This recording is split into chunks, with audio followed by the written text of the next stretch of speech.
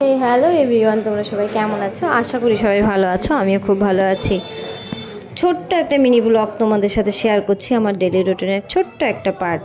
তো বাড়ির সমস্ত কাজ সেরে সুরে এই যে দোকানে চলে এসেছি সকাল 11টার মধ্যে। তো মোটামুটি গ্রাম সাইডে 11টা মানে অনেকটাই বেলা, তবু আমি 11টার নিচে পারি না এখন। যাই হোক, এসে ঘর দোর ঝাড়ঝুড় দিয়ে পরিষ্কার করে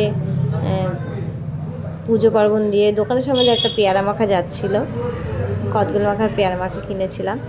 তো আমার খুব ভালো লাগে টক জাতীয় জিনিস, তাই কিনলাম। তোমাদের কার কার ভালো লাগে বলো। তারপরে একটা স্পা ট্রিটমেন্ট আসলো দুপুরবেলা, ওটা করে আমি বাড়ি চলে গেছিলাম। বাড়ি গিয়ে খাওয়া দাওয়া করে একটু রেস্ট নিয়ে আবার সন্ধ্যাবেলায় দোকানে এসেছি। তো দোকানে এসে টুকিটাকি কাজ করেছি। তো একটা আইব্রো প্ল্যাক তোমাদের সাথে শেয়ার করলাম। তো কাস্টমারের ফেস আমি রিভিল করি না।